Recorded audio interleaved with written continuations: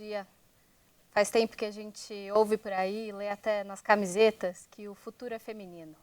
Mas e o presente? Se ele é feminino ou não é feminino, está caminhando para isso? Aqui no Brasil, apesar das mulheres, de nós mulheres sermos mais do que metade da população, a gente não ocupa todos os espaços com essa proporção. Na política, está longe disso.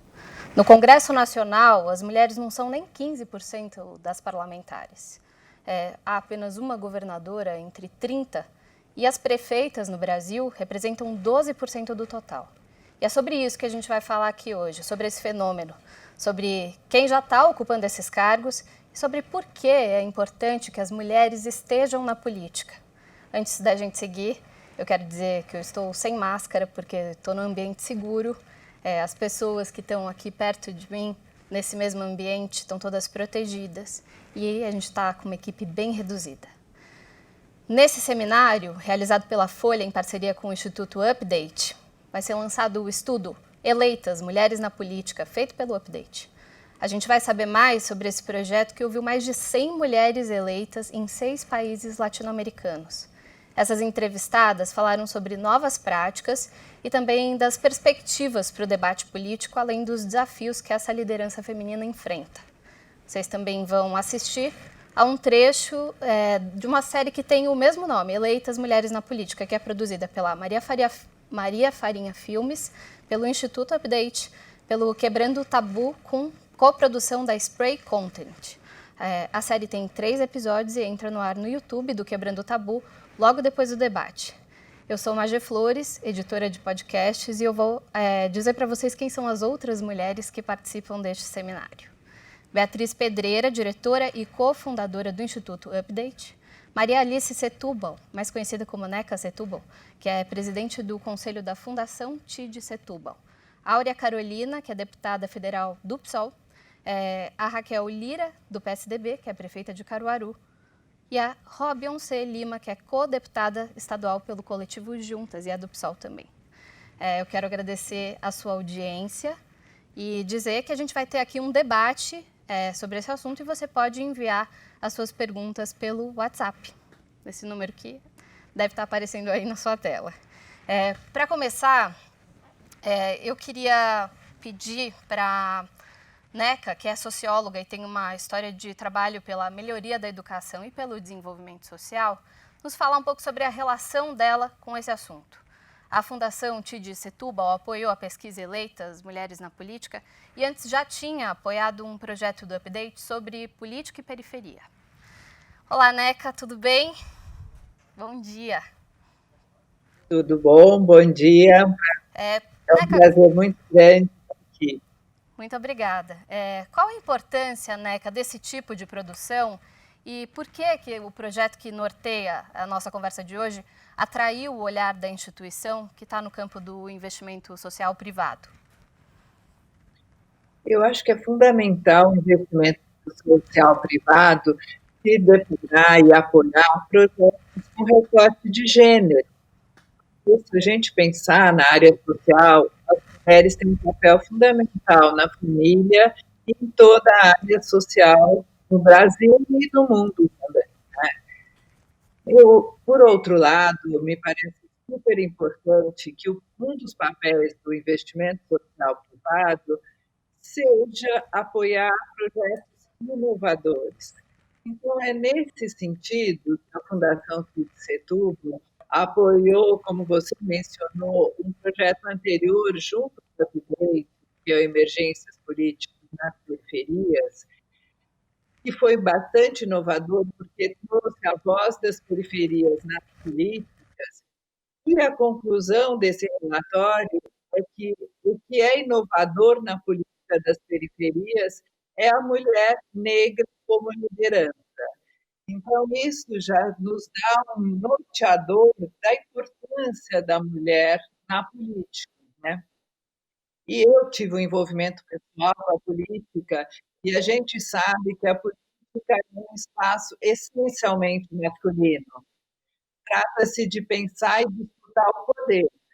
E eu acho que as mulheres têm uma capacidade muito grande de fazer essa disputa e deve fazer essa disputa usando o poder para, com o seu olhar, pensar em políticas públicas com maior diversidade, né? Isso é fundamental.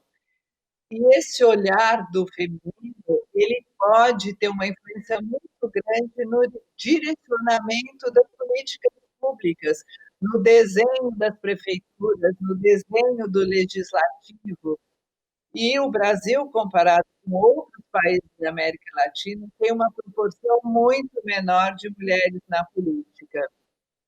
Portanto, o investidor privado tem um papel fundamental neste apoio, porque é também o apoio do fortalecimento da democracia no país neste momento. Uma democracia plural, diversa, com diferentes vozes, das mulheres, das periferias, dos negros. E é nesse recorte que a Fundação Setúbal apoia esse projeto. Uma satisfação muito grande estar aqui hoje. E eu também gostaria de mencionar que nós tivemos o apoio de 15 mulheres que individualmente contribuíram para a realização desse projeto, no sentido da gente mostrar que as mulheres estão bastante atentas para essa importância desse papel e a ocupação do espaço na política pelas mulheres. Então, assim, é uma alegria enorme que esse projeto hoje está sendo divulgado, lançado um relatório de pesquisa e essa série com a Maria Farinha no Quebrando o Tabu. Saber conhecer essa sua percepção sobre a importância desse trabalho para o amadurecimento do debate público e também da nossa democracia, né? Obrigada, Neca, pela participação. Obrigada, Magê. Vamos lá agora para o lançamento. Antes da gente começar o debate, vamos conhecer um pouquinho melhor esse estudo e os resultados dele. Então, eu vou pedir para a Beatriz Pedreira, do Instituto Update, contar para a gente como surgiu o projeto, né? Qual era o desejo por trás dessa pesquisa. Oi, Bia, tudo bem? Tudo, e você, Magê? Tudo bem. Vou então te fazer essa pergunta que qual era o desejo por trás da pesquisa, antes mesmo dela começar, e com que vocês foram se deparando ao longo do processo? Primeiro, eu queria agradecer. Só queria te falar, estou escutando ainda o retorno bem alto. Bom, vou tentar aqui ver se eu consigo fazer. Primeiro, eu queria dizer que eu estou super feliz de estar aqui e muito agradecida. É um momento muito especial colocar um filho, né, um filho tão coletivo assim no mundo, uma filha, né, diria. E a gente começou essa história, na verdade, o Update, a gente estuda inovação política na América Latina já faz 5 anos, e a escolha por estudar mulheres eleitas foi uma trajetória natural das nossas últimas 2 pesquisas. A primeira, quando a gente fez um mapeamento e uma pesquisa sobre a América Latina, a gente encontrou que a inovação política estava transformando a política, estava mudando um paradigma de uma estrutura patriarcal para uma estrutura feminina. E como disse a Neca, no Emergência Política Periferias, a gente também, quando perguntava o que era inovação política, a resposta era que era uma mulher negra e periférica. Então, mulher e inovação política parecia sempre estar muito associado. Além disso, da mesma maneira como você trouxe, Magê, sobre o futuro é feminino, isso também era algo que foi algo que nos levou a fazer essa pesquisa, porque a gente fala muito, vote mulheres na política é importante, mas o que qualifica, quais são os elementos e quais são as características dessa mulher no poder?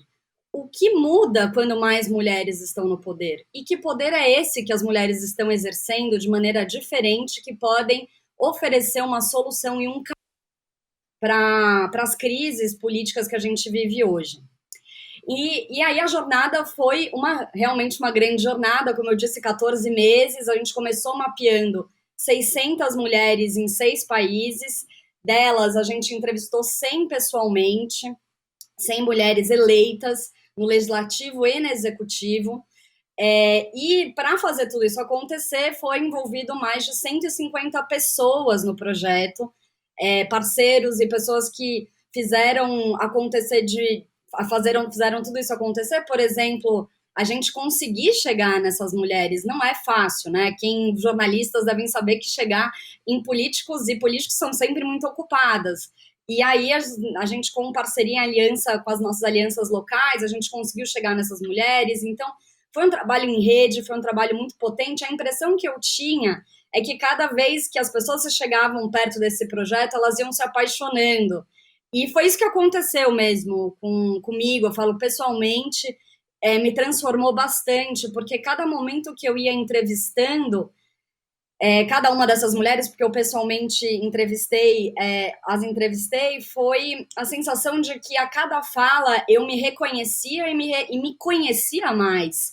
E é um pouco poético, porque de fato traz um elemento de descobrimento e de encontro, fundamentalmente. Também era muito interessante ao fazer as entrevistas, eu sempre falava que, na verdade, não eram entrevistas, era uma terapia, né? Porque a gente entra num espaço de conversar de uma conversa profunda. E era muito comum também a gente chegar na entrevista e a pessoa falar, o assessor dizer, ela tem 10, 15 minutos, 20 minutos, e no final das contas a gente terminava com 1 hora e meia, trocando WhatsApp, se abraçando, e numa intensidade. E isso aconteceu, e na minha percepção, porque a gente fazia uma pergunta diferente, né? A gente estava interessada na história e na trajetória dessas mulheres. O que estava por trás dessa ação política que elas estão fazendo? Quem são elas? E perguntar a elas o que é inovação política delas e o que elas entendem pela inovação política das mulheres foi algo muito muito interessante, porque o que a gente via era que elas elaboravam aquele pensamento junto com a gente, porque elas estão acostumadas a serem muito mais, né, uma mulher na política, uma pessoa na política tem outro tipo de perguntas, assim. Então foi um momento de encontro de verdade. E aí a América Latina, o Update é um instituto que estuda a América Latina, e enquanto brasileiras, para nós também é muito importante fazer esse deslocamento, né, enquanto América Latina, enquanto brasileiras também, mas fazer esse deslocamento de ir buscar entre os nossos pares as soluções e também se unir mais na busca das soluções para os nossos desafios tão comuns entre esses países. Mas além dessa história das mulheres, desse encontro que a gente teve, que foi muito forte, muito interessante para todo mundo que se envolveu com esse projeto, tem também a sensação de que a gente estava vivendo o espírito do tempo. Que é assim, a cada país que a gente descobria coisas assim. Por exemplo, no México, a gente estava lá na semana que votou a paridade, que mudou a legislação do México. Ou quando a gente conhece o enfoque de gênero que teve a construção do Acordo de Paz da Colômbia. Então era como se a gente estivesse revelando a potência, indo se revelando a cada passo que a gente dava. Mas a gente pode entender como um espírito do tempo ou como uma grande sorte, mas eu entendo como um deslocamento. Quando a gente faz o deslocamento, quando a gente busca um olhar, uma outra perspectiva, a gente encontra a potência. E as mulheres estão há muitos anos fazendo esse processo, né? E essas mulheres que estão no poder hoje estão por conta da luta de tantas outras que fizeram esse caminho, que criaram essa trajetória, que criaram esse caminho possível para ocupar espaços de poder cada vez mais. Eu acho que a gente aqui está fazendo mesmo. Então foi isso, é uma grande jornada e como a América Latina é muito interessante porque esse movimento das mulheres na América Latina é um movimento que realmente traz um fenômeno um pouco mais regional, a sensação de ter um fenômeno regional, porque a gente via um pouco. A gente já perdia referências, a gente estava falando do Chile, do México, ou da Bolívia ou do Brasil, né? Eram todos muito parecidos. Então, faz a gente se unir mais. A sensação de que quando um país na América Latina avança nos direitos das mulheres, os outros também avançam junto. Então, um pouco isso da jornada, Magê. Legal. O estudo deixa claro que há um recorte, que é o das mulheres que têm perspectiva coletiva e transformadora. E eu queria te perguntar sua impressão sobre quão comum é encontrar mulheres que têm esse propósito na política. Bem, o importante aqui é dizer que nosso ponto de partida nessa pesquisa foi o recorte de mulheres na política com consciência de gênero. Isso é super importante, porque essa é a condição que faz com que as mulheres, por nós, sejam consideradas inovadoras. O fato de ter uma consciência política, uma consciência de gênero, uma perspectiva de gênero, é o que dá essa qualidade da coletividade, como você falou, que eu já vou falar um pouquinho mais, mas também amplia a possibilidade da gente falar com uma pluralidade maior de mulheres brancas, negras, indígenas, de esquerda e de direita, que possuem essa consciência de gênero que permite, que possibilita, né, a garantia e a ampliação dos direitos conquistados, da mesma maneira que essas mulheres, essa construção, essa potência coletiva está direcionadamente relacionada com a busca pela redução das desigualdades. E isso acaba, obviamente, impactando toda a sociedade, né? Isso beneficia a todos. E as mulheres, é muito interessante, essas mulheres inovadoras, elas têm uma perspectiva de resolver o problema. Então, é uma orientação para resolver o problema colocado. E elas estão muito menos ligadas ou muito menos preocupadas com o acúmulo do capital político e muito mais interessadas em encontrar soluções. E as soluções na política, como a gente sabe, são coletivas. Se não devem ser coletivas, né? Porque só assim a gente possibilita acordos e também soluções mais duradouras. E, por exemplo, um exemplo disso, era muito comum a gente ver histórias assim, uma mulher um projeto de lei de uma política tinha muito mais chance de passar, não tinha chances de passar, ela passa a autoria desse projeto para uma mulher, por exemplo, da oposição, que tem muito mais chances de ser votado, né, isso no legislativo. Então, a autoria não é o que direciona a atuação dessas mulheres. E aí e para resolver os problemas, você precisa buscar consenso. E para buscar consenso, a gente identificou como se fossem 5 tendências de comportamento que a gente fala, né? São tendências de comportamento dessas mulheres que a gente pôde ver isso acontecer desde exemplos muito específicos, a partir de gabinetes individuais, dos mandatos individuais, como também em histórias mais amplas e marcos políticos mesmo, né? Como eu mencionei da paridade, o acordo de paz, a paridade no México, o acordo de paz na Bolívia. E essa predisposição ao consenso, que nada mais é do que também a possibilidade, o despertar desse coletivo, né? A necessidade de ver esse coletivo ser reproduzido na política, enfim, ele tem então ele garante 5 comportamentos de 4 comportamentos de tendências de comportamento que eu vou falar aqui, que é a transversalidade, a empatia pragmática, redes de colaboração e ética criativa. Não vou falar todos, eles estão todos no estudo, porque senão a gente ficaria muito tempo aqui conversando sobre eles, mas, por exemplo, eu gosto de falar da empatia pragmática, que é uma coisa tão assim, a gente sempre fala das mulheres, porque as mulheres são muito empáticas, porque as mulheres são sensíveis. E a empatia, que as mulheres usam o recurso da empatia de maneira pragmática para resolver os problemas, que é, então, escutando todo mundo que está envolvido no processo, para então construir uma solução que contemple o maior número de pessoas. Então, ela é pragmática, sabe? Ela não é só sensível, é também, mas tem um outro aspecto importante na política. Pragmatismo é muito importante na política. E o outro que também eu acho que tem a ver com esse, tem muito, que é talvez a essência da inovação, que é uma ética criativa.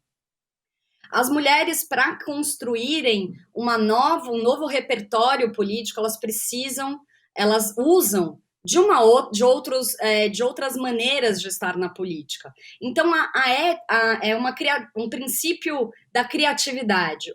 É a criatividade que rege e que constrói e que faz com que essas mulheres possam desenvolver práticas políticas e processos políticos muito mais inovadores, porque trazem outros símbolos, outras referências.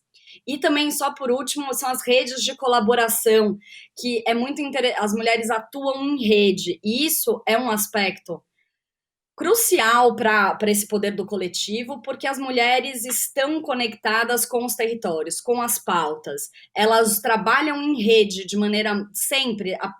Isso era constante em todas as nossas entrevistas, escutar delas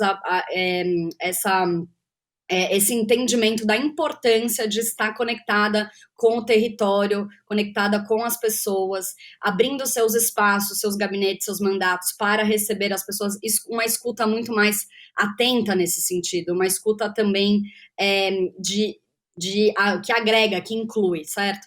E esses são elementos que combatem os vícios desse sistema político tradicional ou patriarcal.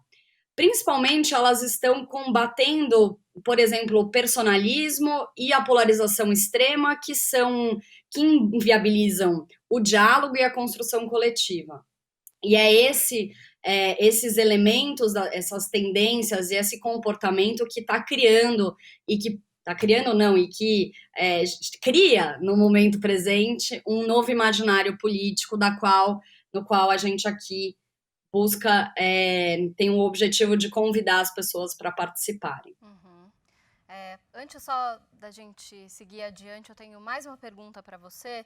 Você falou aí de alguns conceitos que vão aparecendo ao longo do estudo, e tem mais um que me parece importante antes da gente seguir para o debate, que é o conceito da imaginação política.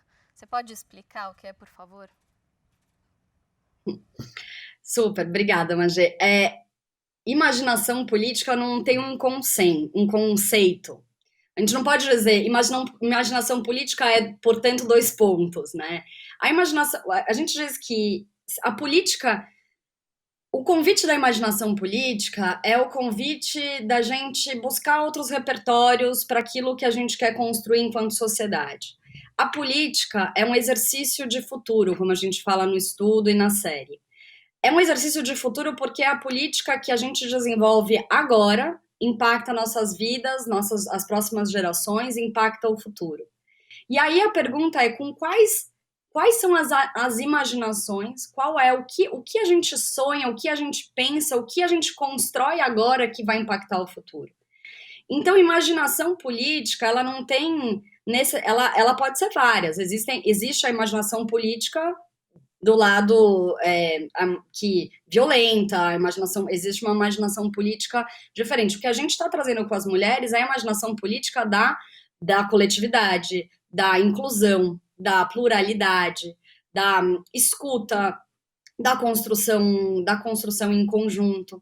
Então, a imaginação, ela é importante, e a gente fica muito apegado à política do dia a dia, né? Ou a política institucional, que tem uma imaginação também, que é uma imaginação que já está, talvez, desatualizada, para não dizer outra coisa, em relação aos desafios e às necessidades da sociedade do século XXI. Então, de fato, a gente precisa trazer um novo imaginário, ampliar o nosso repertório. A política, ela precisa disso, porque senão a gente fica numa política vazia, numa política que ela é somente, puramente instrumento de alguns e não algo de todos, né? O convite, então, por exemplo, quando a gente falou quando a gente fala que esse projeto é um convite, e quando a gente faz uma pesquisa com uma pesquisa um estudo, na verdade, investigativo, com uma linguagem acessível, você mesmo comentou comigo, nossa, achei super democrático, porque, de fato, a gente quer convidar o maior número de pessoas a mergulhar nessa imaginação. E aí, quando a gente convida, faz a série no Quebrando o Tabu, para falar com um público diferente, um público mais jovem, um público ligado mais à internet, e também quando a gente convida a cantora Anitta para participar do projeto, a gente está querendo expandir e levar essa imaginação política para o maior número de pessoas possível. Então, a gente tem essa intenção de disparar conversas, disparar imaginários e contar para as pessoas por que é importante votar em mulheres, por que votar em mulheres com consciência de gênero pode nos dar a possibilidade de recuperar, em alguns casos, e mesmo também aprofundar a democracia e combater e transformar esse sistema que não está mais sendo, que não está mais atendendo e que não é mais possível da gente continuar. É isso. Vamos para o debate. Legal. Antes da gente ir para o debate, a gente vai assistir a um trecho da série Eleitas, Mulheres na Política, produzida por Maria Farinha Filmes, pelo Instituto Update e pelo Quebrando o Tabu. Ser mujer casi en cualquier cosa en una sociedad machista es muy duro, ¿no? Es una actividad muy difícil en cualquier cosa.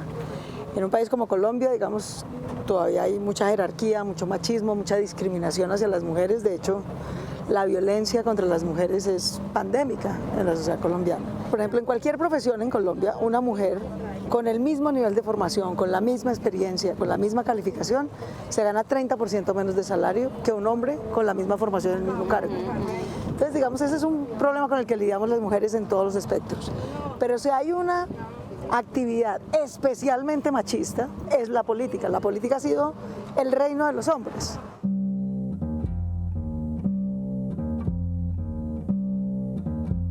Sí, en el que, sin problema, tú siendo electa senadora de la República te dicen, niñita, cállese, no sea gritona, no haga escándalo, ¿no?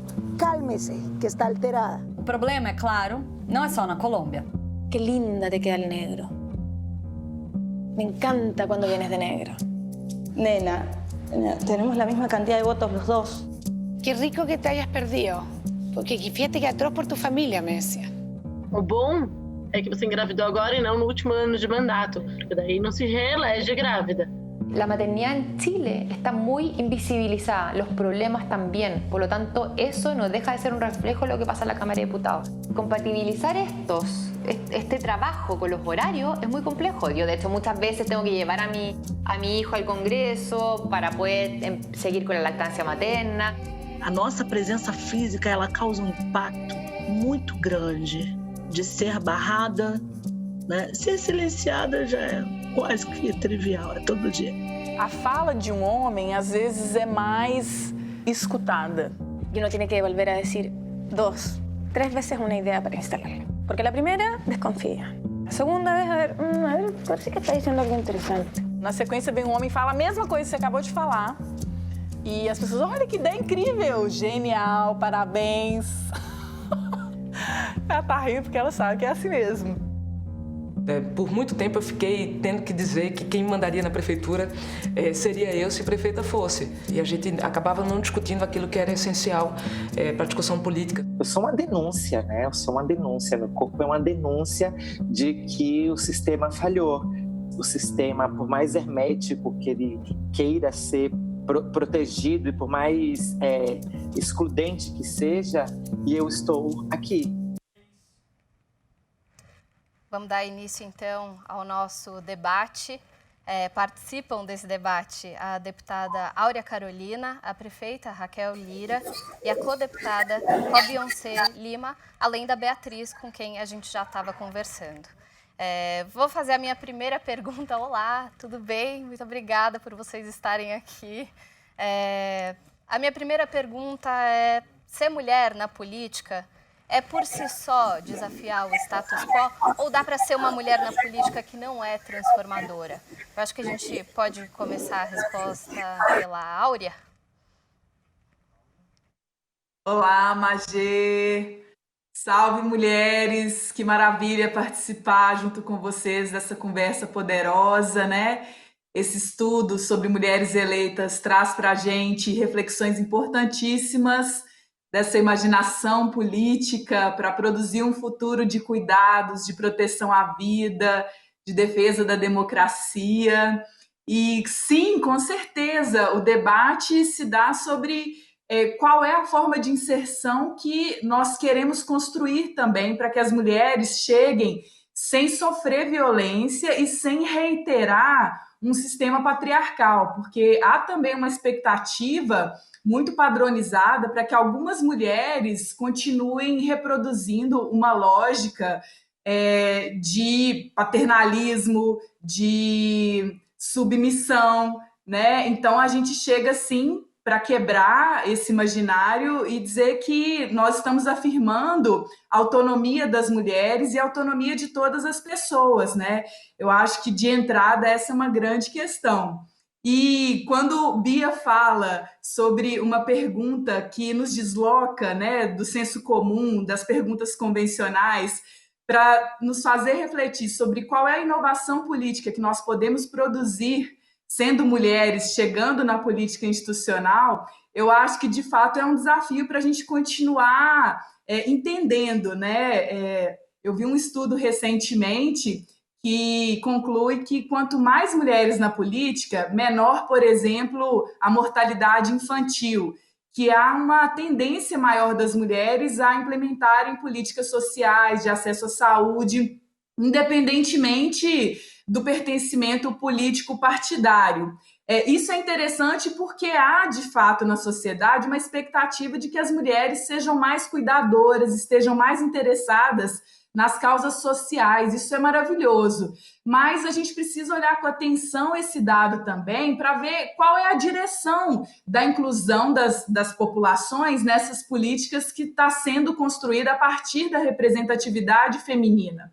A gente pode ter políticas de saúde, políticas sociais que reforçam um modelo familiar tradicional, patriarcal, que pode ser excludente. Então, a qualidade das políticas públicas vai depender muito da posição, e daí a consciência crítica sobre as relações de gênero, como foi pontuado por Bia, é um critério muito importante para nós, né? Nós queremos, sim, abalar as estruturas desse sistema numa perspectiva transformadora. A gente quer que a chegada das mulheres signifique a possibilidade de uma sociedade de igualdade de oportunidades, de igualdade de direitos e de respeito às diferenças, né? Porque nós, mulheres, somos diversas também.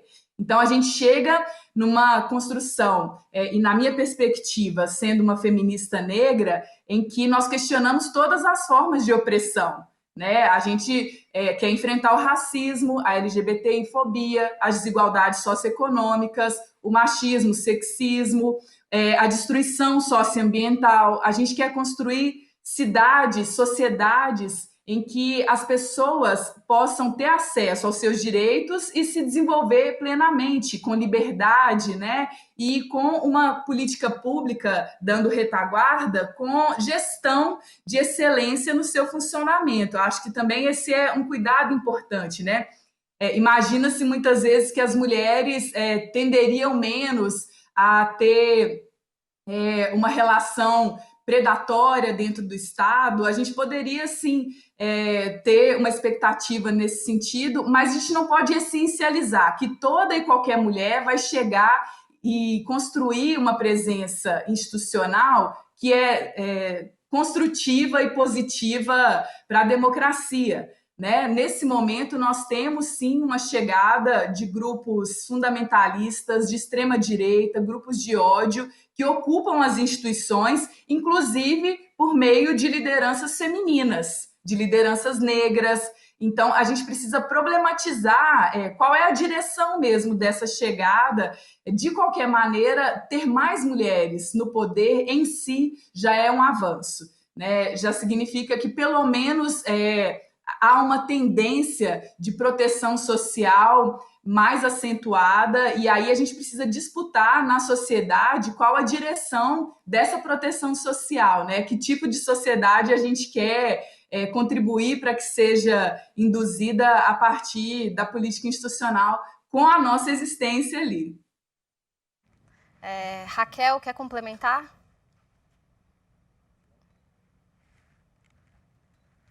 Raquel, me ouve? Ouvindo bem. Quer complementar a resposta? Olá, bem-vinda. Por mim, a resposta já está super completa, tá? Mas, assim, eu quero primeiro agradecer a oportunidade de estar aqui, de poder fazer parte dessa série, de conhecer Beatriz e conhecer mulheres que inspiram outras mulheres. Obrigada, Magê. Quero agradecer a Folha de São Paulo. Ouvir a Áurea é tomar uma aula em 2 minutos. O que eu posso falar, para complementar, dialoga muito com a transformação que mulheres enxergam, e Beatriz falou um pouco sobre isso, do seu território. Eu, quando entrei na política, quando decidi disputar o mandato, nós enfrentamos inúmeros desafios. Primeiro, de conseguir se colocar na lista, porque há outros homens na fila, e eles estão sempre na frente de nós. Consegui exercer o mandato. Eu fui deputada estadual por 2 mandatos. Fui a primeira presidente mulher da Comissão de Constituição, Legislação e Justiça. Alguns chegaram para mim e diziam assim: mas Raquel, será que você vai ter jogo de cintura? Você é tão correta, e às vezes você precisa ser mais flexível. Fique tranquilo comigo, que sobre os meus princípios eu não vou me dobrar a qualquer entendimento que não vá de acordo com eles, mas a gente tem sim condição de trabalhar a articulação política, né? Mesmo que a gente tenha ali, eram 43 deputados com 5 mulheres. Não havia banheiro dentro do auditório da Assembleia Legislativa do Estado de Pernambuco.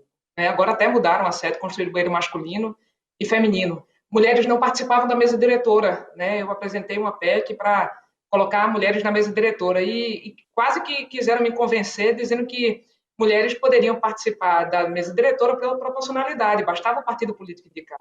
Ora, partido político não indica mulher para encabeçar a área de execução e de poder de mando.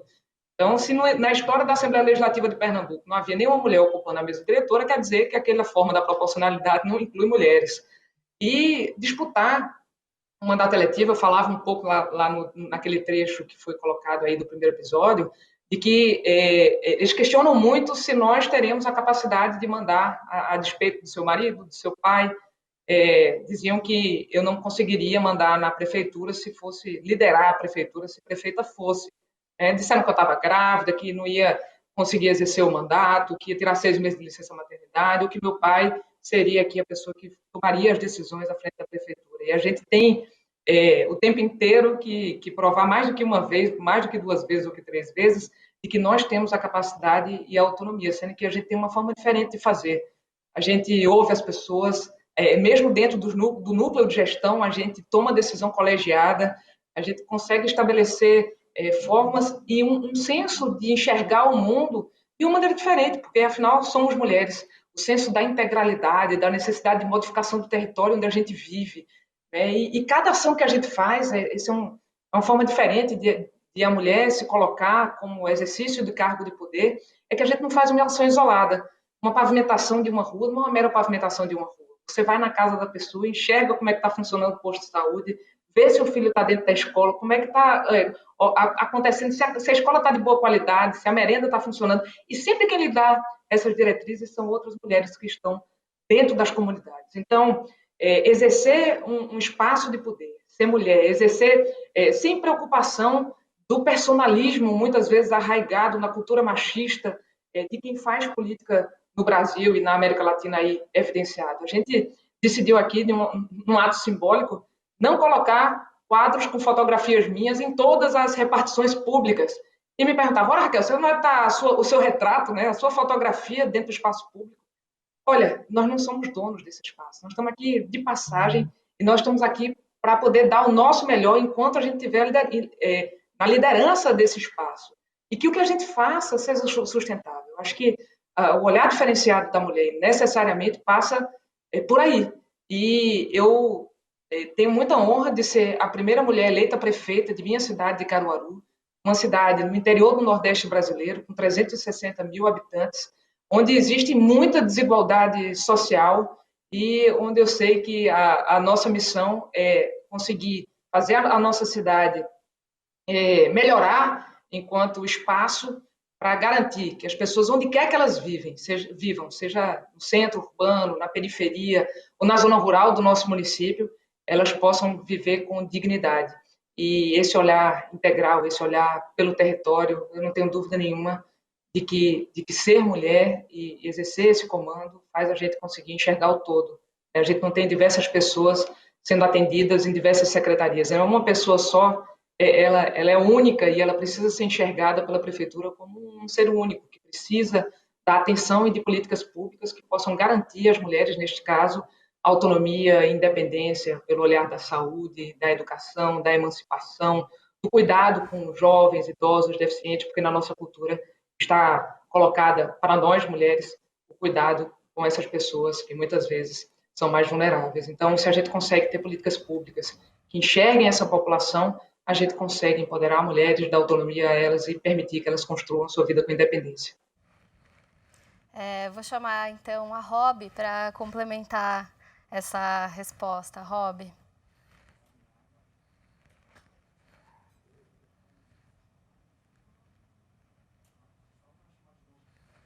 Rob, tá me ouvindo, Rob? Bom, a gente está com um probleminha Olá, bom dia. Agora sim, bom dia. Agora estou ouvindo, não tava escutando o áudio, não.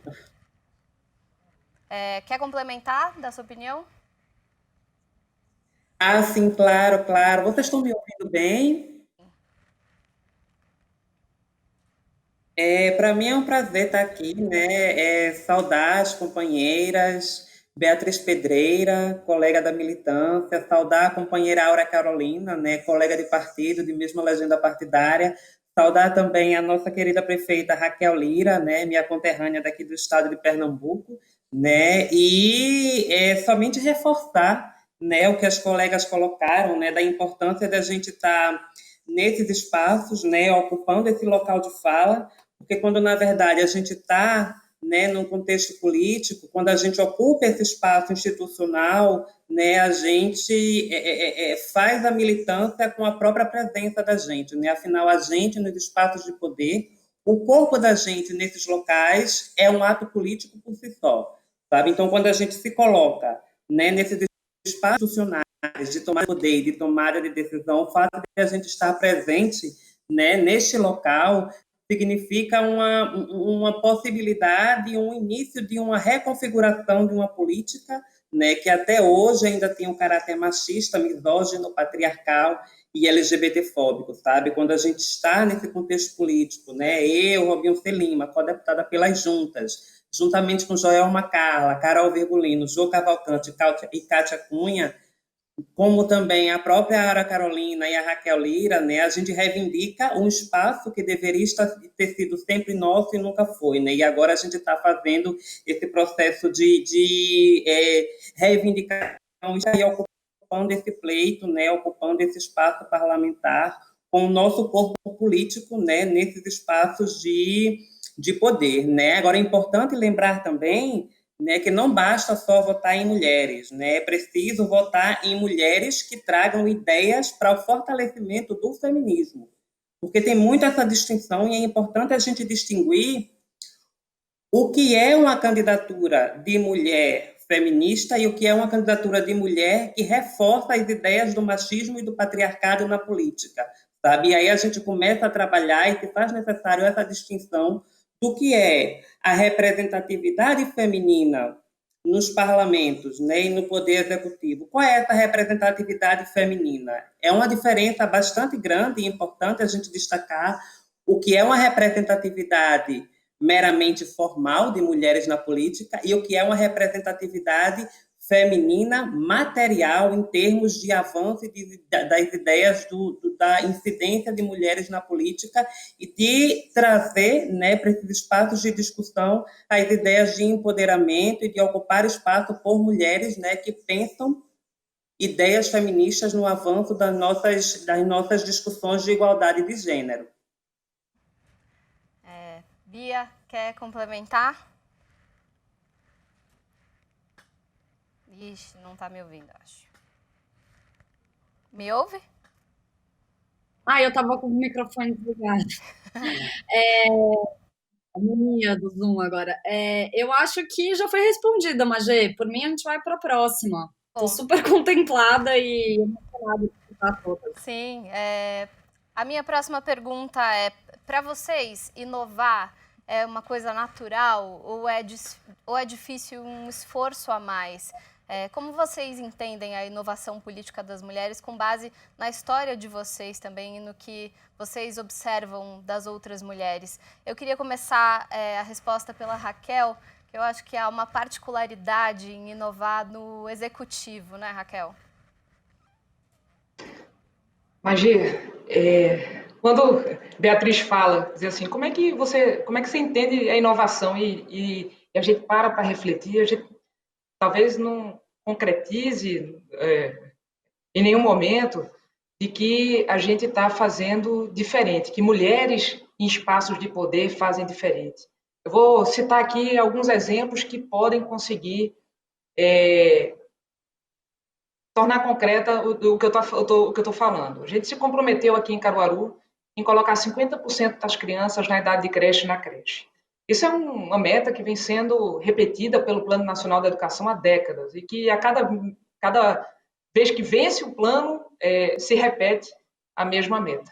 Ora, mas por que fazer creche, né? A educação infantil nunca tinha sido discutida em debate político aqui na cidade. Acho que a primeira vitória que a gente tem é quando consegue colocar, em 2016, a educação como centro do debate na nossa cidade. A educação é a única... Nós sabemos que a educação é o único meio verdadeiramente transformador e sustentável a sua transformação pela sociedade. Mas como criar essas alternativas? Por que creches? Se a gente for em qualquer debate com mulheres, qualquer conferência com mulheres, ela vai colocar no topo das suas necessidades a creche. E a creche é como um direito da criança a ter a nutrição, a saúde, o desenvolvimento integral de crianças que estão na sua primeira infância, e que precisam desenvolver suas habilidades socioemocionais e cognitivas, mas ela é também uma necessidade para que a mulher possa dar um passo adiante e conseguir um bocadinho de autonomia e independência na sua vida, seja financeira, intelectual, a partir de ter onde deixar a sua criança durante o dia inteiro. E como fazer essas creches? Onde fazer? Estudar a cidade inteira, e enxergar onde é que estão os indicadores de criança que tem o maior índice de vulnerabilidade, onde estão as camadas, fazer uma discussão integrada, porque os indicadores no Brasil, nós temos muito, mas eles não são reunidos. A gente tem indicador do SUS, indicador da assistência social, indicador do censo escolar, mas ninguém não se senta para dizer assim, olha, os indicadores nos evidenciam que no meu bairro aqui, que tem 90 mil habitantes, nós precisamos construir 8 creches, 6 creches, ou em determinado bairro da zona rural, localidade da zona rural, nós precisamos construir uma creche, e que nós precisamos garantir a essas crianças que estão lá o direito a entrar na escola mais cedo, para poder ela se desenvolver e a gente conseguir fazer com que ela chegue alfabetizada no ensino fundamental, diferentemente do que acontece no Brasil, de que 70%, 60% das crianças que estão no 6º, 7º ano não têm noções básicas de leitura e matemática. Então, a inovação que nós trazemos para a política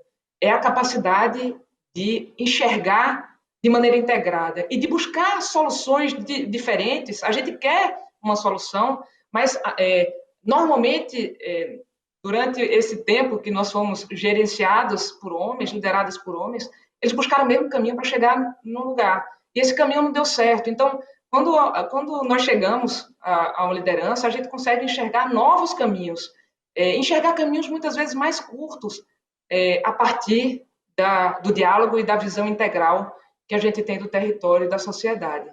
Então, inovar ouvindo, inovar construindo junto, inovar sabendo que nós que temos a palavra final num cargo de liderança como executivo, por exemplo, mas que a gente precisa ouvir os diversos prós, contras, oportunidades que a gente tem para tomar a decisão mais correta. A gente pode até demorar um bocadinho mais a tomar aquela decisão para poder maturar melhor, mas quando a gente toma a decisão, ela está muito mais pronta para ser colocada em prática.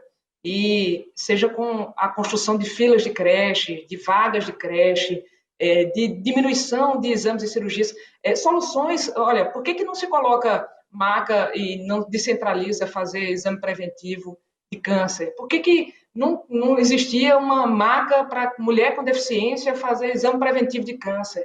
Olha, olhar para o detalhe e conseguir enxergar o todo é uma capacidade diferenciada que a gente tem. E isso não é uma coisa singela, isso é algo que muda profundamente a forma de gerir e de fazer política. Eu queria colocar essa minha contribuição. Como é que a gente inova na política? A gente inova enxergando todo e o detalhe, a gente inova ouvindo e construindo junto, com a capacidade de tomar decisões mais maduras e que a solução pragmática ela seja posta em execução de maneira muito mais rápida.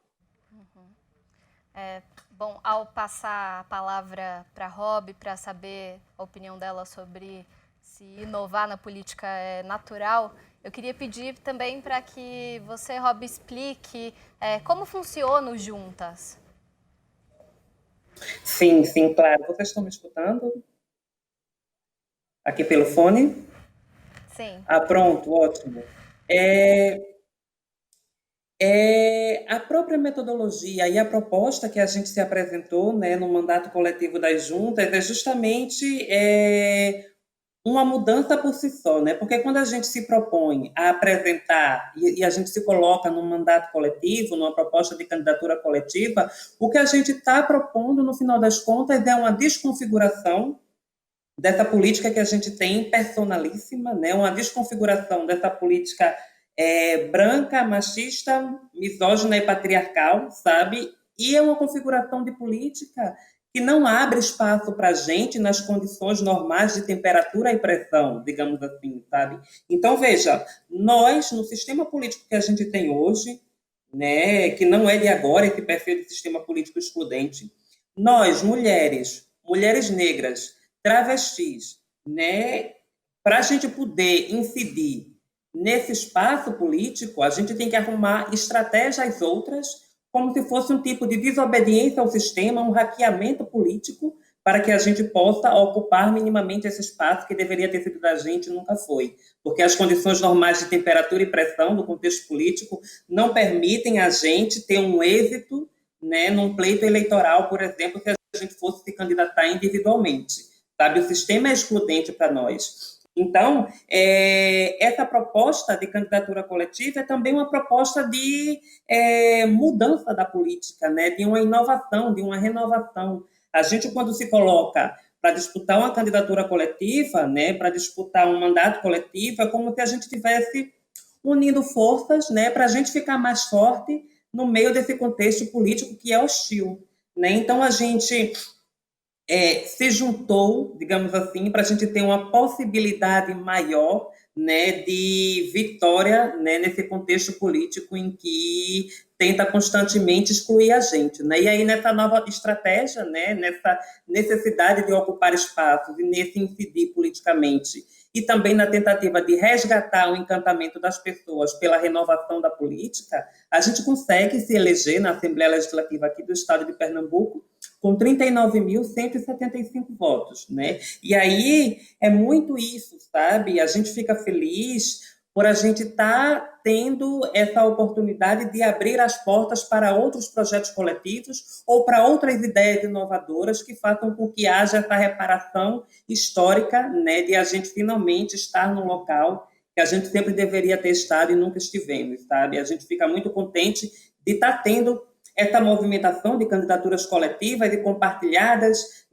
histórias de projetos e estratégias de novos hackeamentos políticos, baseado não só na história da gente, mas também da própria bancada ativista, aí em São Paulo, né, que também foi uma candidatura coletiva de sucesso, né, e conseguiu também pleitear uma cadeira parlamentar aí na Assembleia Legislativa do Estado de São Paulo, a LESP, sabe? Então, a contribuição da gente muito é mais nesse sentido de um protagonismo, mas também servir de referenciamento, né, para novas tentativas agora, por exemplo, nas eleições municipais de 2020, novas tentativas políticas, né, de hackeamento e de incidência nesse sistema que tenta excluir a gente constantemente, mas não consegue porque a gente tem outras estratégias e a gente vai, sim, aos poucos, estar hackeando esse sistema político para a gente ocupar esse espaço que é nosso, sim. Áurea, na sua resposta, também queria te pedir para explicar, contar para a gente como funciona o Gabinetona. Legal, Magê. Maravilhoso ouvir a Rob e a Raquel, assim, é muita inspiração, é muita identificação, porque nós, mulheres, que não aceitamos as desigualdades de gênero, as injustiças em função dessas diferenças, nós chegamos na política para desconfigurar esse sistema padrão, como disse a Rob, né? Portanto, está longe de ser natural que nós consigamos produzir inovações políticas. É um esforço enorme, sim, porque a gente está contrariando um sistema personalista, como disse a Raquel, um sistema que é clientelista na relação entre a institucionalidade e a cidadania, né? Muitas vezes as políticas públicas são entregues à população de uma maneira a perpetuar a permanência daqueles que estão há muito tempo controlando os espaços de poder. Então, tentando domesticar a cidadania, né? Não criando uma relação de autonomia, de pensamento crítico, de cobrança efetiva para avanço do que está previsto, né? De que os direitos sejam acessíveis para todas as pessoas. Então, a gente nada contra uma corrente muito pesada, histórica, né? A gente herda um ranço colonialista de exclusão e, por isso, exige muito de nós poder criar essas ferramentas de radicalização democrática, de construção coletiva, né? De pensar junto, né? Como a Raquel disse, a gente pode demorar mais no processo, mas a gente tem um resultado muito mais abrangente, de mais qualidade, mais legítimo, porque é feito de maneira participativa, né? E eu venho de um mandato coletivo chamado Gabinetona, uma experiência que surge na eleição de 2016 em Belo Horizonte, quando nós conquistamos 2 vagas para a Câmara Municipal. Eu fui eleita vereadora, junto com Cida Falabella, minha companheira de movimentação, chamada Muitas, né? A gente se propunha a ocupar a política institucional a partir de lutas da nossa cidade, a Cida vem junto, e a primeira suplente que vem também nessa construção é a Bela Gonçalves. E nós 3, né, 2 eleitas e uma suplente, trabalhamos desde o início de maneira integrada e juntamos o que seriam 2 mandatos, 2 gabinetes em um só.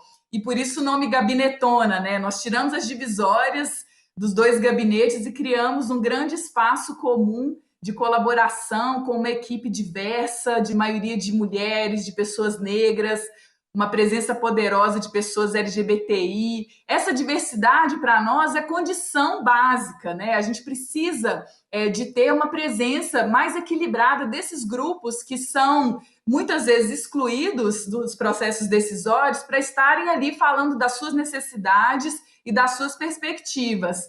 E é um compromisso também que a agenda política, a partir dessas lutas, seja defendida, né? Então, não basta ter mulheres, é importante reiterar isso. E a Gabinetona é, sim, um grande projeto de experimentação para a inovação democrática. A gente tem vários mecanismos nesse sentido. E vou dar um exemplo de como a gente constrói projetos de lei.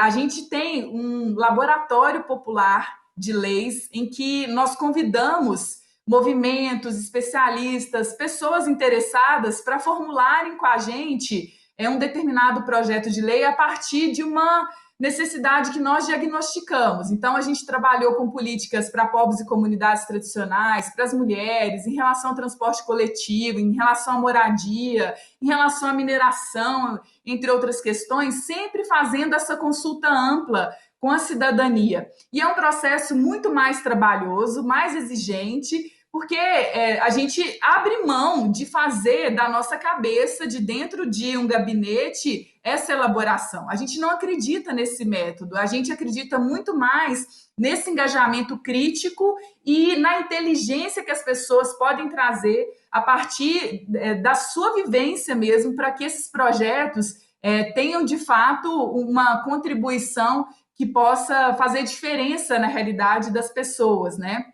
A gente também tem na Gabinetona uma política de desconstrução de privilégios, porque estar no sistema político da forma como ele é programado hoje é, na nossa perspectiva, o tempo inteiro enfrentar esses vícios, né, que servem para manter aqueles que sempre controlaram o seu funcionamento. Então, uma das formas para a gente fazer isso é revertendo uma parte dos nossos salários como parlamentares para iniciativas sociais e culturais.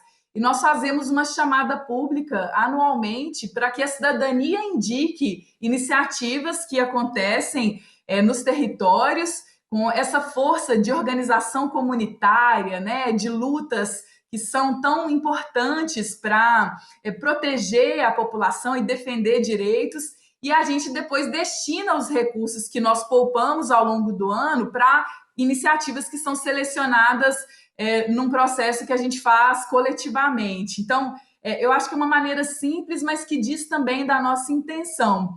E quero chamar a atenção também para como, na presença das mulheres, né, nessa preocupação de inovar para que as pessoas tenham as suas vidas, no fim das contas é isso que importa, protegidas, a gente traz uma economia dos cuidados que é decisiva. E nessa pandemia, isso vem à tona com uma força ainda maior, né?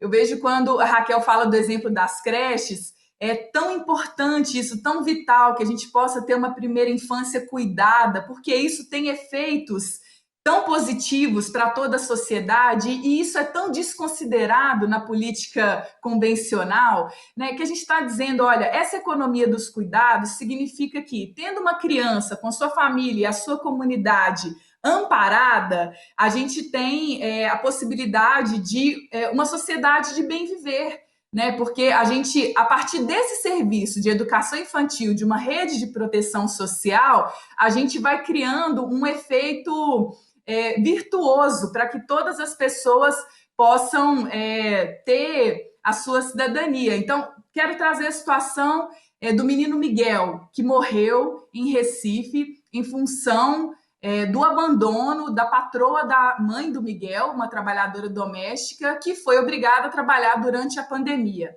A mãe do Miguel, a Mirtes, não tinha com quem deixar o Miguel nesse momento crítico de pandemia. Os serviços públicos não estão funcionando na sua plenitude, não estão funcionando adequadamente, e já estava errado dela trabalhar nesse momento de pandemia, né? A exposição ao contágio pela Covid-19, tem vários erros nessa situação, mas o fato de não haver uma política pública que pudesse assegurar o acolhimento dessa família nesse momento tão necessário, certamente levou a esse resultado trágico que é a morte do menino Miguel. Tem a ver com racismo estrutural, porque são as comunidades negras as mais desassistidas. Então, quando a gente fala de um acesso integral para toda a população a política educacional, a gente está falando da inclusão prioritariamente dos grupos que mais precisam, porque a partir dessa inclusão a gente gera um benefício para toda a coletividade, né? E quero só trazer também uma fala da prefeita de Bogotá, a Cláudia Lopes, maravilhosa, que aparece nesse trecho da série Eleitas, que foi exibida. Ela diz que a violência machista é pandêmica. E a gente vê, no momento de uma pandemia real, quais são essas outras pandemias que agravam a situação das maiorias sociais, né? A violência machista é agravada nesse momento. Quantas mulheres estão sofrendo muito mais com essa situação no ambiente doméstico, né? Os agressores perto dessas mulheres, e a gente precisa ter políticas públicas para protegê-las nesse momento. Então, essa atenção significa que, ao proteger a vida, a gente está gerando condições de sustentar uma economia de direitos, de cuidados, né, de defesa de todas as pessoas, de defesa do meio ambiente, inclusive, também, né? E eu acho que trazer tudo isso para o centro do debate, embora não seja uma novidade na elaboração das lutas feministas, antirracistas, dos povos e comunidades tradicionais, é sim uma grande inovação no sistema político tradicional, né? E é por isso que a gente precisa chegar para trazer um repertório que pode ser até ancestral. Tem muitos e muitos anos, séculos talvez, que a gente constrói esse entendimento coletivo, mas isso precisa comparecer no processo decisório das políticas públicas. Obrigada, Áurea. Antes da gente seguir, de eu fazer a próxima pergunta, queria lembrar você que pode enviar suas perguntas. Já já eu vou começar a fazer as perguntas de quem nos assiste, já estou recebendo algumas aqui. Vou fazer essa pergunta, começar pela Beatriz, que é: como é o exercício do poder depois de chegar ao poder, né? Ou seja, depois de ser eleita, como participar das decisões importantes, das comissões mais relevantes, dos postos de liderança? Oi? Oi, me ouve? Você ouviu minha pergunta, Bia? Eu não te escuto, mas se você me escuta, eu posso falar. Sim. Tá. A gente tem, na verdade, o que é muito importante dizer, assim, uma das coisas que ficou, que fez a gente também fazer esse projeto as mulheres, para chegar na política, é uma jornada impressionante. Quando elas chegam, a dificuldade multiplica. É muito difícil se manter. E a gente não pode, e é importante falar sobre, né, as mulheres que estão na política, elas não são salvadoras da pátria. Elas não. Eu quero deixar claro que a gente fazendo esse estudo não é do tipo, gente, tá tudo certo, vote em mulheres, elas vão resolver o problema. Não é bem assim. A gente vive uma violência sistêmica. A violência que é reproduzida, a violência que as mulheres sofrem na sociedade é reproduzida nos espaços institucionais. Isso chama violência política de gênero. É algo presente nas eleitoras, em nós eleitoras, quando alguém obriga a gente a votar em alguém, quando dizem que a gente não sabe sobre política, que a gente não pode opinar, nas candidatas, quando a gente, né, aqui estamos cada vez mais familiarizados com o termo candidatas laranjas, que é usar as mulheres, usar as candidaturas das mulheres de maneira simbólica, e só para cumprir tabela, digamos assim. E quando elas chegam lá, elas sofrem todo tipo de violência que você pode imaginar, das violências psicológicas, que são as diárias, até uma violência sexual e física. Então, por exemplo, essa é uma realidade, veja bem, não é uma realidade latino-americana, essa é uma realidade de todas as mulheres que ocupam espaços de poder no mundo. Porque é uma luta contra um sistema patriarcal que está presente em todos os lugares. Tem uma pesquisa da ONU, que ela fez uma pesquisa em 39 parlamentos no mundo, e 82% das mulheres afirmaram ter passado por uma violência política de gênero. E no nosso estudo, a gente diz que 99% das mulheres sofreram violência política de gênero. E aí você diz, nossa, mas por que 99%? A gente justamente deixou o 99% porque às vezes existe aquele 1% de mulheres que dizem, não, imagina, eu não sofri violência política. Mas porque ela entende a violência como algo extremo e não um apagamento cotidiano da ação política dela. Então, por exemplo, um silenciamento, uma invisibilidade, várias invisibilidades, um tipo de violência psicológica que faz ela se sentir sempre inferior e sempre não preparada para estar naquele lugar, como no vídeo estava dizendo, né, da Marina Elu, que falou, né, mas você agora não dá para você ficar grávida, isso é uma violência, porque aquela mulher que que deseja ter um filho, ou que está grávida, ou ela não pode estar naquele espaço, ela se sente culpada, existe uma série de nuances que muitas vezes não se percebe, porque a violência, ela é pandêmica, né, como disse a Cláudia Lopes, e ela é muito diária e a gente não consegue identificar. Então, é muito importante que a gente enderece esse desafio, porque a gente precisa começar a falar de violência política de gênero, a gente precisa começar a falar que se a gente quer eleger mais mulheres com essa capacidade transformadora que são as nossas entrevistadas, e, por exemplo, Áurea, Robi e Raquel, a gente precisa garantir que elas estejam num ambiente seguro para poderem exercer de maneira plena o exercício político delas. E não se constrói um ambiente seguro só criando leis. Quer dizer, leis são muito importantes, é o primeiro passo. Como é que a gente cria leis para punir esse tipo de comportamento? Mas como que a gente faz também para envolver a sociedade nesse processo de fiscalização, de denúncia, e na consciência de que, e na conscientização de que isso ocorre todo o tempo inteiro, né? O caso que a gente tem convivido e nos atravessa tanto, o caso do assassinato da vereadora Marielle Franco, que era uma mulher negra, periférica, LGBTI, que teve muitos votos e foi assassinada, e a violência que ela sofreu, a violência política dela também, que ela sofreu, é também acompanhada de todas as violências que violência racial, ou a homofobia, por exemplo. Então, o que aconteceu com ela é violência política de gênero.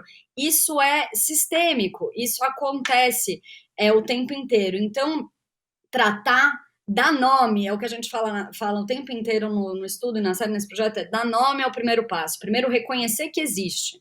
Depois, criar mecanismos de punir esse tipo de conduta e, ao mesmo tempo, envolver a sociedade nessa construção, nessa conscientização, porque a gente precisa de uma mudança cultural para que a gente garanta o pleno exercício do poder dessas mulheres.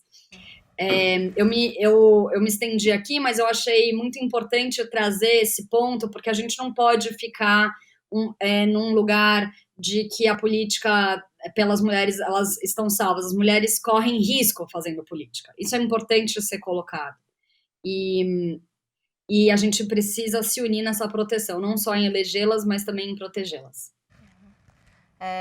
Quero passar a palavra para as outras participantes, que certamente devem ter histórias para contar, né, de violência, mas quero, Robi, que você me conte, por favor, a sua experiência, se você viveu isso, e também qual a sua impressão sobre como dar esse próximo passo no poder, né, participar das decisões importantes ao chegar lá. A gente vive num contexto político, né, em que é hostil, é um ambiente hostil, né? Quando Beatriz fala, né, da importância das seguranças das parlamentares, né, quando a gente chega no poder, isso é um fator de extrema importância, porque, primeiro, é ilegítimo, né, se contar a vitória eleitoral em cima dos nossos corpos, e, segundo, é necessário, sim, uma segurança parlamentar, né, uma segurança institucional, para que a gente possa continuar atuando nos nossos mandatos legislativos ou no nosso mandato executivo. Veja, o que aconteceu com Marielle Franco, por exemplo, porque Marielle Franco incomodava muitas pessoas ali na Câmara Municipal do Rio de Janeiro. Então, assim, se durante a candidatura, né, se durante o processo de campanha eleitoral, né, sem a garantia de a gente ganhar ou não, já tinha um certo incômodo, né, da nossa tentativa de incidência na política, quando a gente chega, né, no dia da eleição e quando a gente se elege e quando a gente toma posse no mandato legislativo, esse incômodo fica maior ainda e a vida da gente fica ameaçada nesse sentido, sabe? Então, como é que a gente pode, né, tá problematizando essa questão da segurança de nós parlamentares, né, na nossa atividade legislativa, na nossa atividade enquanto executivo, na nossa atividade enquanto mulheres na política, porque é muito isso, sabe? A proposta desse exercício, né, é uma proposta que a política machista não consegue engolir. A política machista não consegue engolir a gente, mas a gente está eleita. E se tiver algum parlamentar machista incomodado, por exemplo, com as juntas, entregue seu mandato, porque a gente se elegeu com 39.175 votos, sabe? Mas é importante também a gente ter precauções e ter estratégias de segurança nesse contexto político, misógino, machista e hostil, né, que tenta eliminar e tenta anular e apagar as nossas vozes constantemente. Né? Como disse a própria Marielle Franco, eu sou uma mulher eleita, né? Ninguém pode calar a nossa voz, sabe? Então, como é que a gente, né, pode estar trabalhando, né, pode estar fazendo essa política, pode estar fazendo o nosso trabalho de maneira segura? Porque quando a gente se coloca nesse espaço, né, a proposta da gente, né, é justamente evitar o nosso apagamento, né, justamente querer trabalhar e fazer a política em primeira pessoa. Né? Quando nós, mulheres, nos colocamos nesse espaço político, a gente está planejando e pretendendo fazer a política em primeira pessoa. Eu faço, nós fazemos, né? Lembrando das regras gramaticais. Então, como é, né, que a gente pode estar discutindo e debatendo essa questão da violência institucional, do racismo institucional, né, que ainda é tabu? Como é que a gente pode também está trabalhando a questão da LGBTI-fobia dentro dos parlamentos, né? A gente ter um parlamentar aí na Assembleia Legislativa de São Paulo que diz que se vê uma travesti dentro do banheiro, né, junto com a mulher dele ou com a filha, vai arrancar a travesti a tapas.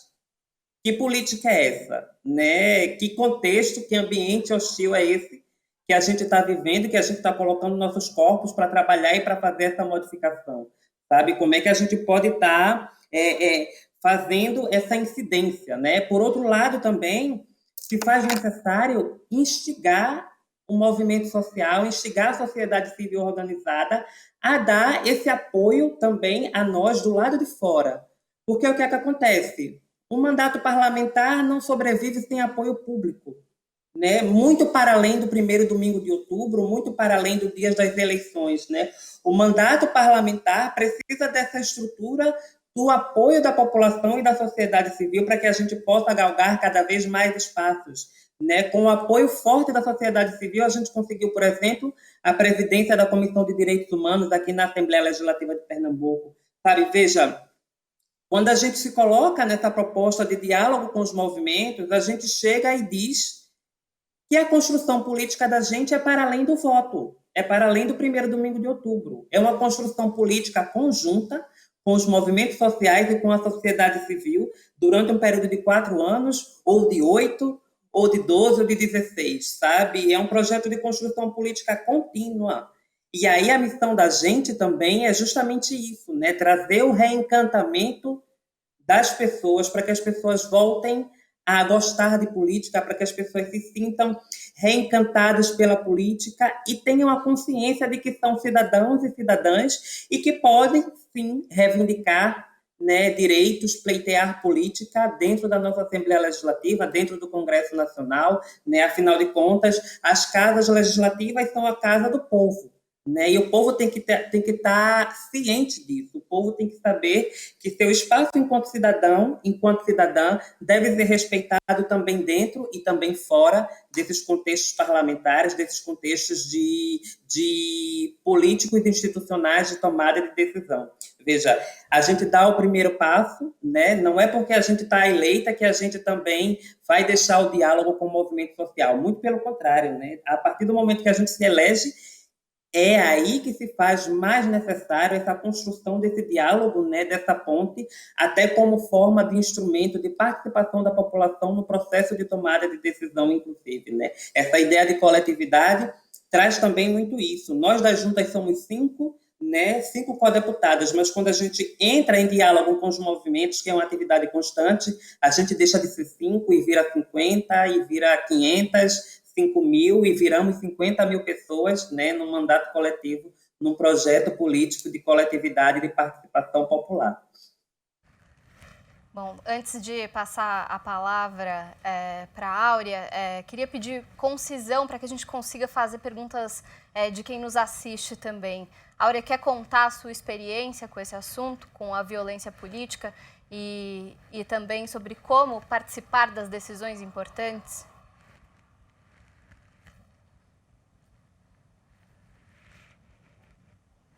Não ouço.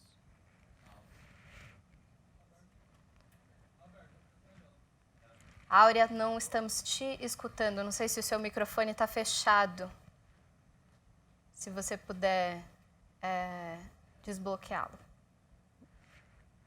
Não ouço. Vou passar a palavra para a Raquel. Agora sim. Nossa, mas assim, são muitas formas de violência. Desde as mais explícitas, né, comentários que tentam desqualificar quem nós somos, a nossa atuação política, isso é recorrente, até formas mais sutis, mais veladas, né? Eu acabei de me tornar mãe, estou com um bebezinho de 5 meses, então eu sou mãe exercendo um mandato político, né? E é uma experiência que, apesar de incrível, maravilhosa, cheia de potência, é também uma experiência muito desafiadora nessa condição específica, né? E eu me lembro que durante a gravidez eu ouvi vários questionamentos sobre a minha licença maternidade, né? Inclusive de parlamentares próximos, assim, como assim você vai sair, vai deixar o seu mandato, como se exercer o meu direito de me tornar mãe fosse incompatível com o meu exercício político formal, né? E, além do mais, desconsiderando qual é o desenho do nosso mandato. Quando o Rob traz a experiência das juntas, isso para nós é muito caro, porque na Gabinetona a gente faz questão de trabalhar nesse compartilhamento do poder, né? O exercício do mandato sendo multiplicado na participação de muitas vozes, de muitas pessoas, de muitas lutas. Então, o fato de não estar a parlamentar durante o período da licença maternidade, além de ser uma compreensão muito equivocada sobre esse direito, no nosso caso, é um desconhecimento sobre a nossa forma de fazer política, porque a gente traz muita gente para ocupar o mandato conosco, né? Então, a minha figura não é central nesse processo. Nós somos parte de uma rede, né? Claro que a minha ação, o meu protagonismo são imprescindíveis, mas a gente faz equilibrando isso com muita gente junto. E na Gabinetona, até trazer um exemplo, nós somos 4 parlamentares trabalhando hoje em 3 esferas do Legislativo. Eu acabei não terminando de contar. Da Câmara Municipal, depois, em 2018, a gente conquista mais 2 mandatos. Hoje eu estou na Câmara dos Deputados e a gente tem Andréia de Jesus na Assembleia de Minas. E na Câmara de BH, a vereadora Bela Gonçalves, que assumiu depois que eu me desvinculei do mandato, sofre vários ataques, especialmente porque é uma mulher lésbica. Então, em função da sua orientação sexual, ela tem sido alvo de muitas violências. E, recentemente, ela sofreu um ataque nas suas redes sociais que foram invadidas e tiradas do ar, né? Ela perdeu boa parte do conteúdo das suas publicações e a gente está correndo atrás agora, fazendo a denúncia criminal, né? Mas esse tipo de ataque é mais uma demonstração de como não suportam a nossa presença nesse espaço de visibilidade e de exercício do poder, né? Como a Rob trouxe, assim.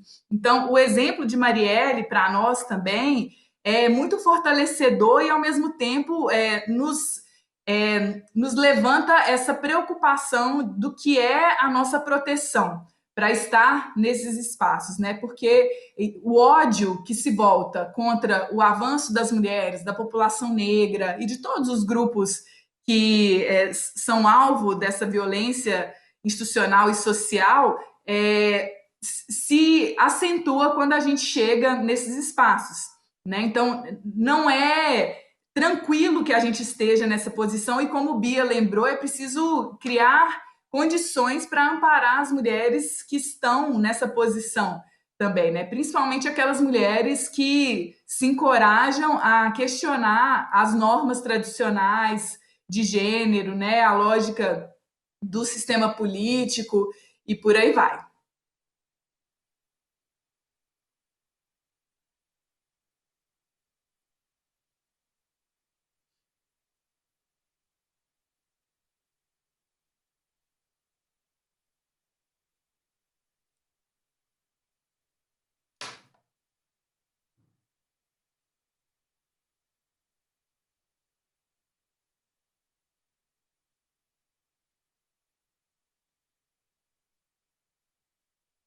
Voltou?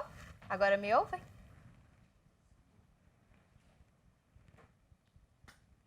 Sim? Tivemos um pequeno problema.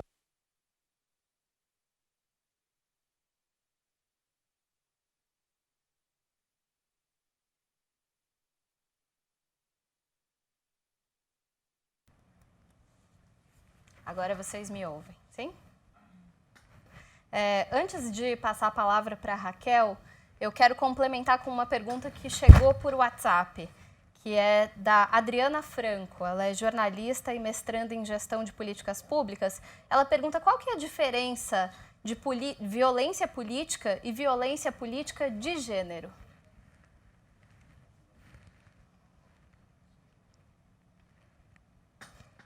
Você está perguntando a quem? Desculpa. Para você, Raquel. Estou complementando a pergunta que te fiz. Me ouviu? Tá, sobre a questão da violência política, eu acho que mulheres, a gente está quase que tornando sinônimos, violência política e violência política de gênero, né? Eu não sou especialista no tema, mas já vivi muito sobre isso. Então, violência política ela pode ser exercida de outras formas, mas em relação à mulher, eu acho que ela se torna muito materializada em todas as falas que estão colocadas aqui. A Áurea tem mais formação técnica para fazer essa resposta, mas eu queria colocar um pouquinho do que vivi, né? Eu disputei meu primeiro mandato em 2010, com meu filho mais velho tendo 2 meses de vida. A primeira fala justamente é essa, né? Quando você engravida, os homens olham para você e dizem, olha, então, bem, aquele mandato que você vai disputar ano que vem, você deixa para uma outra proposta, deixa para daqui a 4 anos. É como se você tem um filho e você não pode disputar a eleição. E eu coloco aqui que disputei com segurança porque tinha uma retaguarda muito forte. Porque minha mãe foi uma pessoa que sempre nos colocou em condições, somos 3 irmãs em casa, de que a gente poderia fazer o que a gente quisesse, né? Que não há limitações a respeito do gênero, né? Meu pai também nesse sentido, mas a retaguarda de minha mãe foi fundamental. Quando em 2016 eu fui reeleito deputado estadual em 2014 e em 2016 eu fui disputar a prefeitura de Caruaru. Eu era membro de um partido pelo qual fui eleito e reeleito deputado estadual e faltando 3 dias para o fim da janela partidária, o partido me chama, eu já tinha ali mais de 20% de intenção de votos na cidade, para dizer que eu não seria mais a candidata do partido. E eu fico me perguntando se teriam tomado uma decisão como essa se eu fosse homem. Em 3 dias eu consegui abrir as portas de um outro partido, onde eu estou até hoje, para disputar a eleição a prefeita de Caruaru. E na discussão da campanha, a primeira questão que vinha era justamente essa. Meu pai foi prefeito de Caruaru por 2 mandatos, com muita honra, venho de uma família que tem uma trajetória política, e durante muito tempo o debate na política, durante a eleição, foi se meu pai ou eu mandaria na prefeitura. Então, o tempo inteiro eles se referiam ao meu pai. E teve um momento que eu disse, olha, eu vou aqui pedir que você converse com meu pai, mas quem participa desse debate sou eu. Então, se você tiver alguma pergunta direcionada a mim, você faça. E ultrapassado isso, eu engordei durante a campanha, nós somos muito julgados pelo tamanho do corpo também. Eu engordei durante o processo de campanha e começaram a dizer que eu estava grávida. E com a gravidez eu não iria assumir o mandato. E aí quem assumiria seria o candidato a vice-prefeito. E eu tive que ir para a rádio e fazer alguns depoimentos dizendo que eu não estava grávida. E que poderia até estar, mas que não estava. E o que tinha acontecido comigo é que eu tinha engordado durante o processo eleitoral. E durante o mandato, e antes disso também, você é o tempo inteiro, e demora a processar, você conseguir processar a violência, você é o tempo inteiro julgado pelo seu gênero, você é o tempo inteiro adjetivada com qualidades ou defeitos, se assim posso dizer, que não são a respeito do seu comportamento, mas em relação ao seu gênero, tentam diminuir o seu tamanho na ocupação do espaço político. Então, durante um bom tempo do meu começo de mandato, teve uma pessoa que faz oposição ao mandato, me chamando de fraquinha. Isso me incomodava, mas eu não conseguia verbalizar o que era exatamente. Quando eu consegui compreender que se tratava de um ato de violência política machista, eu, num depoimento na rádio, disse, olha, eu lamento que nós tenhamos aqui alguém que esteja absolutamente uma compreensão machista do processo político. Eu não quero ser julgada pelo meu gênero, eu quero ser julgada pelo meu mandato, pela minha conduta, pelo meu comportamento. Enquanto a questão de gênero for em relação a sermos mulher, e se a gente tem qualidades que não dialogam com o exercício do mandato, e a gente for julgada por essas qualidades ou esses defeitos, a gente ainda não tem um país igual e uma democracia verdadeira. Mas ainda o tempo inteiro eles tentam nos julgar pela condição física, pela questão de gênero, tentando adjetivar você como nervosa, tensa, fraca, quando o que eu quero saber é se a ação que eu fiz, a política pública que nós estamos colocando em prática, ela faz sentido ou não para a minha cidade. Então, a minha contribuição é essa, acho que a gente tem um longo caminho ainda a percorrer, mas a consciência sobre a violência que a gente vive, a verbalização dessa consciência é um passo muito importante para que a gente tenha uma democracia mais verdadeira no nosso país.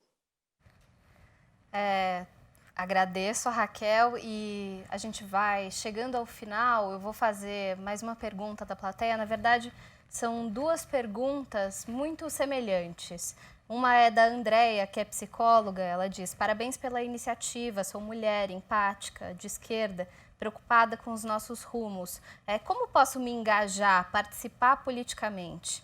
E a Stephanie Santos, que é estudante de Direito, fala assim, para engrandecer o cenário feminino político, é preciso instigar meninas desde cedo.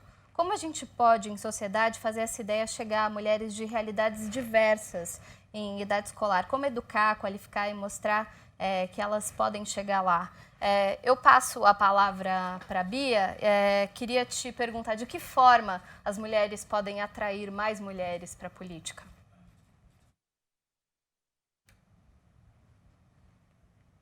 Não te ouço, Bia.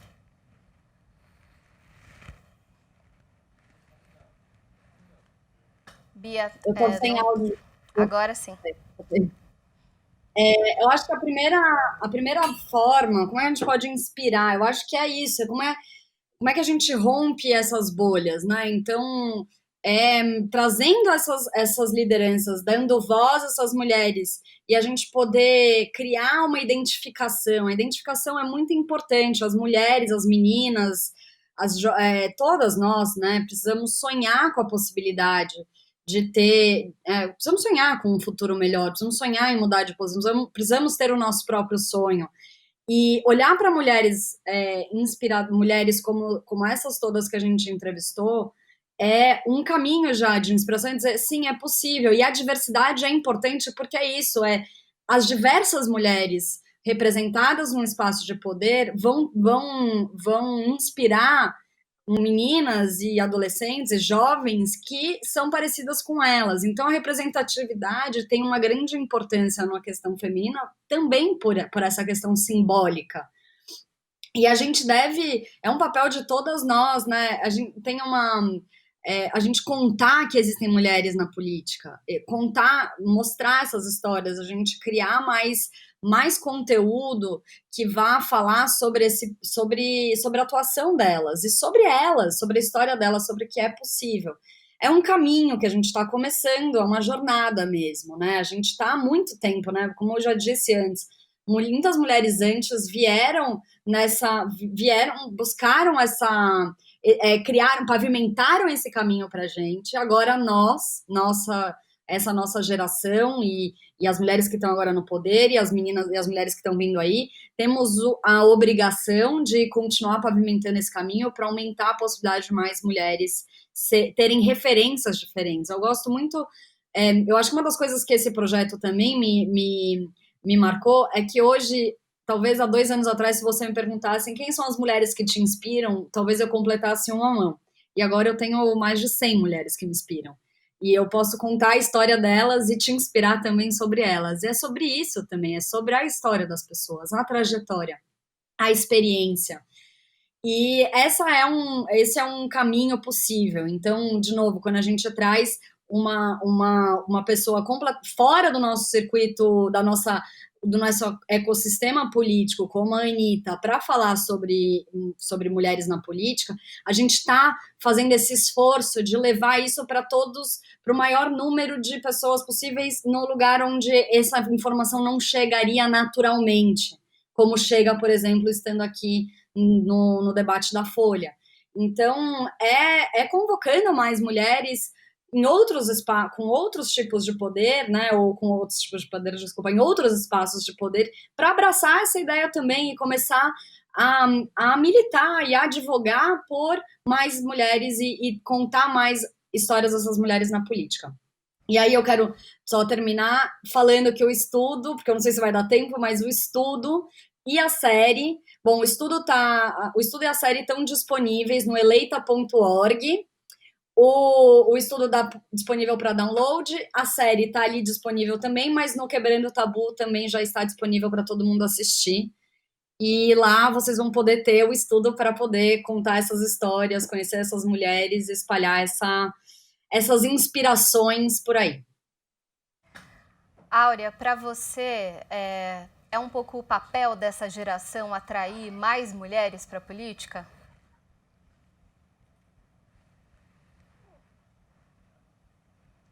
Ah, com certeza. A gente precisa potencializar a chegada de mais mulheres, de mais pessoas negras, de mais pessoas LGBTI, de mais indígenas, de mais quilombolas, de mais gente de luta, né? E eu faço parte de uma rede que tem esse propósito, é a Rede Ocupa Política, a Rob também faz parte do Ocupa, e nós conectamos vários mandatos ativistas do Brasil e pessoas que estão preocupadas com essa renovação progressista do sistema político, com a chegada de lutadoras para ocupar os espaços de poder. E, recentemente, nós produzimos uma cartilha, até comentar para quem tiver interesse em acessar, está disponível no nosso site, ocupapolitica.org, e nessa cartilha nós sistematizamos um pouco dos nossos aprendizados, de fazer campanhas coletivas, campanhas com pouco recurso, com muito engajamento voluntário, com uma mobilização social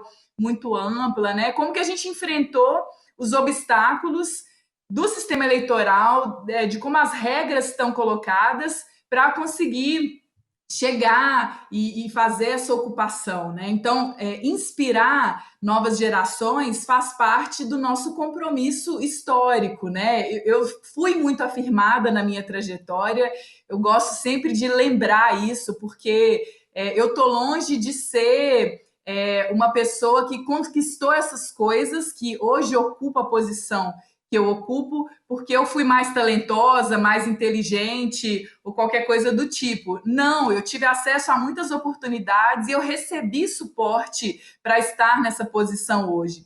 E eu tenho falado muito, Magê, da importância de nós criarmos ações afirmativas para que candidaturas com esses perfis possam florescer mesmo, possam surgir e antes mesmo de se colocarem nos partidos, sabe? Porque até chegar em um partido, a gente já teve que romper com muitas barreiras pelo caminho, né? A Raquel lembra disso também.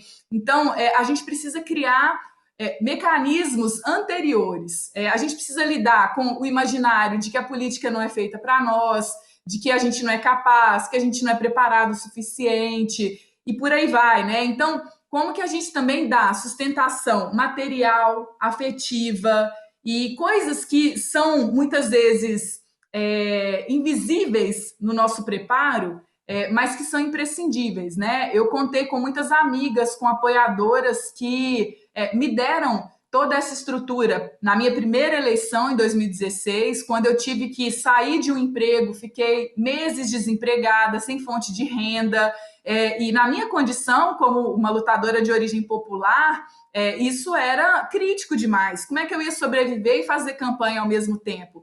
Isso nem sempre é dito, né? Então, não é só uma mudança nas regras do jogo para nos contemplar. A gente precisa, sim, de uma reserva de cadeiras para mais mulheres, para mais pessoas negras. Eu defendo a paridade proporcional na distribuição das vagas eleitas. Isso é um exemplo, mas a gente precisa criar muito antes outras formas de inclusão, porque senão a gente nem consegue chegar na possibilidade de disputar uma eleição, né? O jogo vai nos excluindo muito antes, desde até a imaginação de que aquele lugar não é feito para nós. Então, mudar a perspectiva do sonho, mudar esse horizonte, é também parte do nosso trabalho.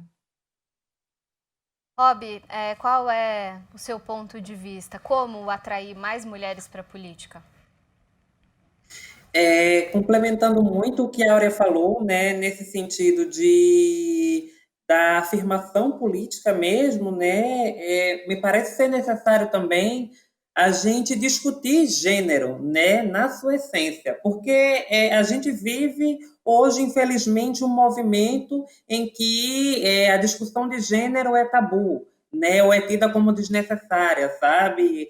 As leis que proíbem a discussão de gênero e sexualidade nas escolas estão sendo aprovadas aí, né, em várias cidades, em várias esferas, sabe? Então, assim, antes de mais nada, né, a necessidade de discutir, né, essa disparidade, essa desigualdade entre os gêneros, discutir o que é gênero, né, discutir patriarcado, discutir misoginia, discutir feminismo, faz muito mais do que é necessário, né, a gente deixar essa discussão bem negritada, né, inclusive no próprio contexto escolar e fora dele, no contexto familiar também. Sabe? Essa discussão de gênero parece ser ainda mais necessária, principalmente no contexto de avanço desses discursos de ódio, né, de machismo e da misoginia, sabe?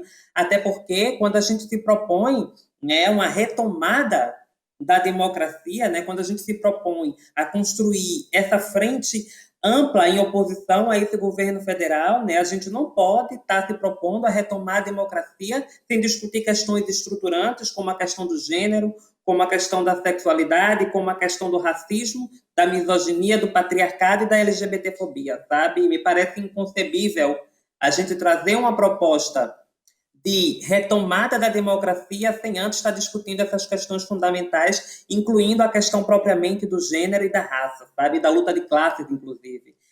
Por outro lado, também, me parece importante trazer a necessidade de reconfiguração dessa militância, né, desse ativismo político, porque a pandemia trouxe uma necessidade, uma exigência de uma reconfiguração da nossa maneira de atuação ativista.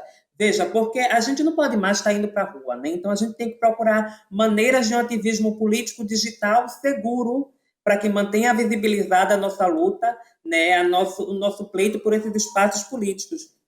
Mas, por outro lado, a gente tem que pensar também, né, na própria exclusão digital. A gente tem, infelizmente, a internet, a gente tem um contexto brasileiro em que não é 100% da população brasileira que tem acesso à internet, não é 100% da população brasileira que está podendo, né, ter acesso a uma live como essa que a gente está fazendo agora, sabe? Então, assim, se faz necessário também a gente se perguntar, né, esses meios de ativismo político, digital, virtual, está chegando até onde? Né, para que a gente possa fazer mais figuras políticas mulheres, para que a gente possa fortalecer essas mulheres da periferia e das cidades longe das grandes metrópoles, sabe? E essa questão da pandemia traz para a gente essa necessidade, né, expõe uma dificuldade que a gente tem e traz para a gente essa necessidade de a gente estar reconfigurando, né, esse nosso ativismo político para que ele não fique invisibilizado, né, para muito pelo contrário, a gente possa